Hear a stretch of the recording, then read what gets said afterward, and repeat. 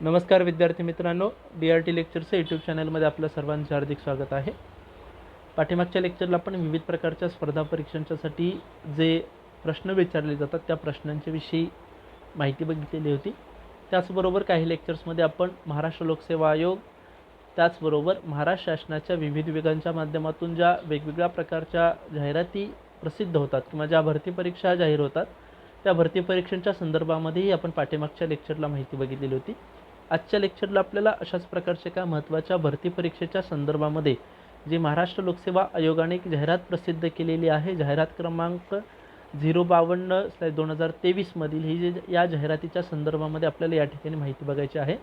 ही जी जाहिरात आहे ही जाहिरात महाराष्ट्र राज्य पोलीस दलातील पोलीस उपनिरीक्षक संवर्गातील जवळपास 615 पदांच्यासाठी पदांच्या भरतीकरता महाराष्ट्र लोकसेवा आयोगाच्या माध्यमातून शनिवार दिनांक 2 डिसेंबर 2023 रोजी पोलीस उपनिरीक्षक मर्यादित विभागीय स्पर्धा पूर्व परीक्षा 2023 मुंबईसह महाराष्ट्रातील एकूण 7 जिल्ह्यांच्या केंद्रावरती घेतली जाणार आहे।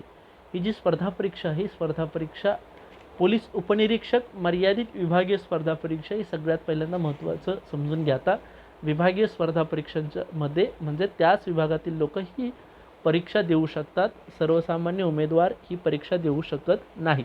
त्यामुळे या ठिकाणी जे या विभागाशी संबंधित आहेत त्यांच्यासाठी जाहिरात महत्त्वाची आहे।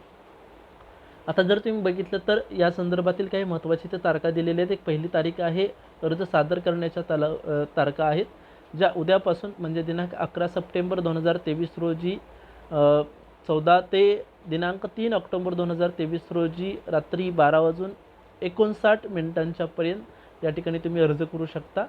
ऑनलाईन पद्धतीने विविध परीक्षा शुल्क भरण्याची अंतिम दिनांक 3 ऑक्टोबर 2023 रोजी 12:59 पर्यंत आहे।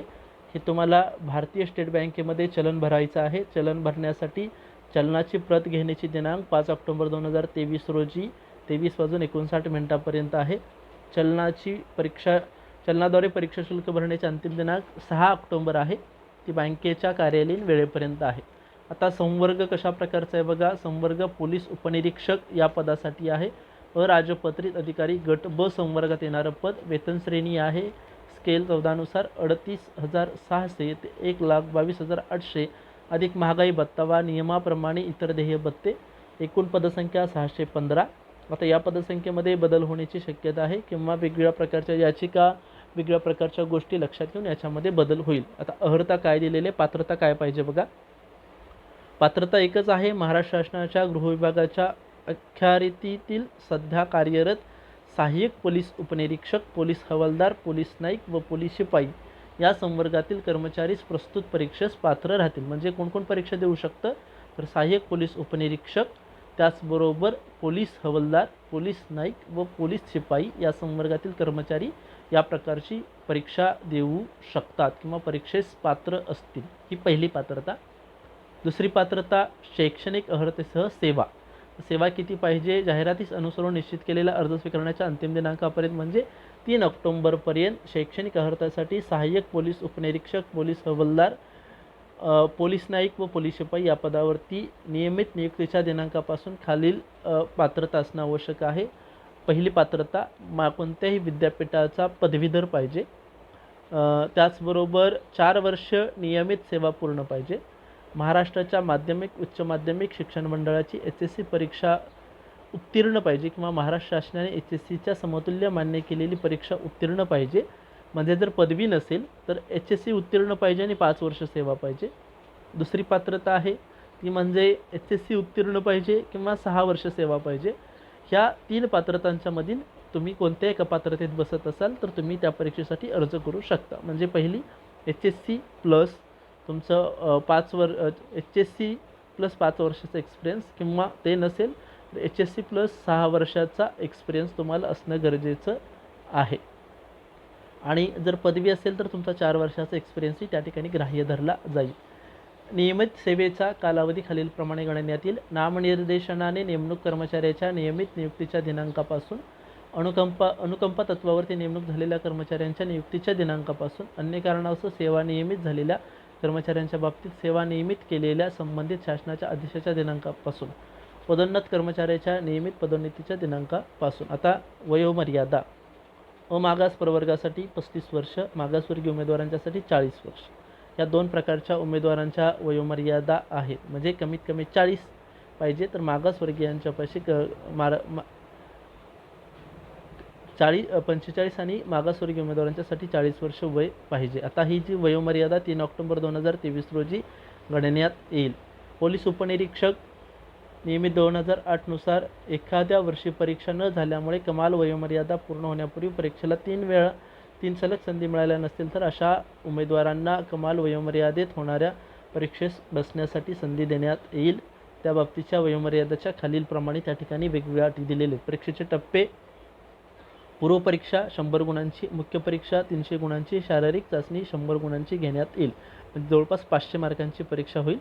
पूर्वपरीक्षा जी आहे ती पूर्वपरीक्षेची प्रश्नपत्रिका पहिली एक असेल, ती मराठी, इंग्रजी आणि सामान्य ज्ञान या 3 विषयांची असेल.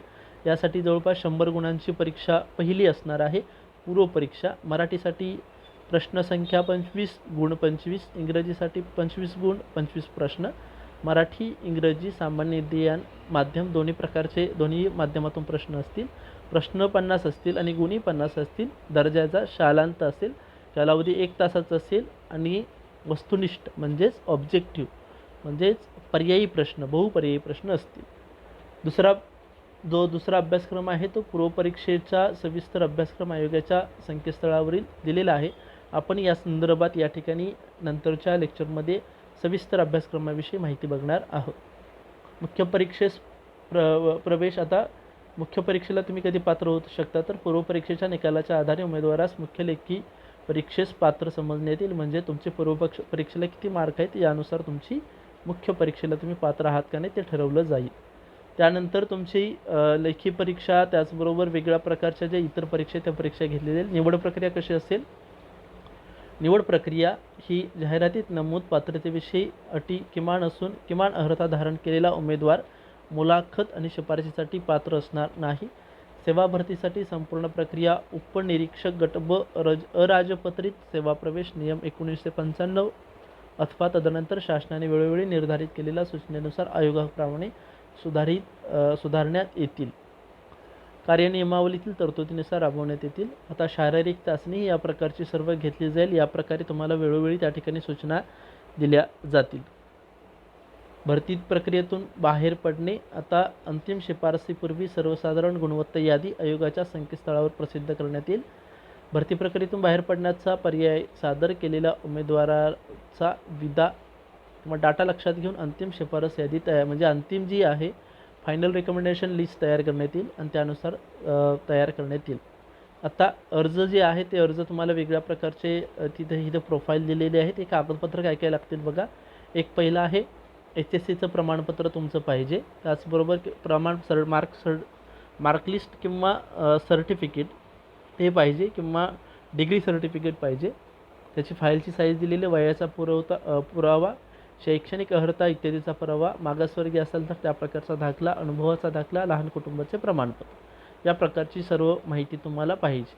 आता अर्ज आहे तो अर्ज फक्त https://mpsconline.gov.in या संकेतस्थळावरती तुम्हाला उपलब्ध होईल. आता जी 7 केंद्र आहेत या 7 केंद्रांच्यामध्ये जर तुम्ही बघितलं तर औरंगाबाद, मुंबई, नागपूर, पुणे, नांदेड, अमरावती, नाशिक या 7 केंद्रांच्यावरती परीक्षा होईल. या प्रकारचं एकच केंद्र तुम्हाला निवडायचं आहे. परीक्षा शुल्क मागास उमेदवारांच्यासाठी 540, मागासवर्गीयांच्यासाठी 344. उपरोक्त परीक्षा शुल्काव्यतिरिक्त बँक चार्जेस तुम्हाला द्यावे लागतील. परीक्षा शुल्क ना परतावा आहे. तुम्ही ऑनलाईन पद्धतीने या प्रकारचं पेमेंट करू शकता आणि या प्रकारचं तुम्ही चलन ते घेऊ शकता. आता प्रवेश तुम्हाला देत असताना तुम्हाला वेगळ्या प्रकारच्या सूचना दिलेल्या आहेत. त्या सूचनांची तुम्हाला अंमलबजावणी करायची आहे. आता वेगवेगळ्या प्रकारची जी जाहिरात आहे 8 सप्टेंबर रोजी जाहीर झालेली आहे. या संदर्भातील जो परीक्षेसाठी जो अभ्यासक्रम आहे तो अभ्यासक्रम आपण यानंतरच्या लेक्चरमध्ये बघणार आहोत. या संदर्भात तुमच्या काही शंका असतील तर तुम्ही कमेंट बॉक्समध्ये लिहू शकता. व्हिडिओ आवडल्यास लाईक करा, शेअर करा आणि जास्तीत जास्त सबस्क्राईब करा. थँक्यू.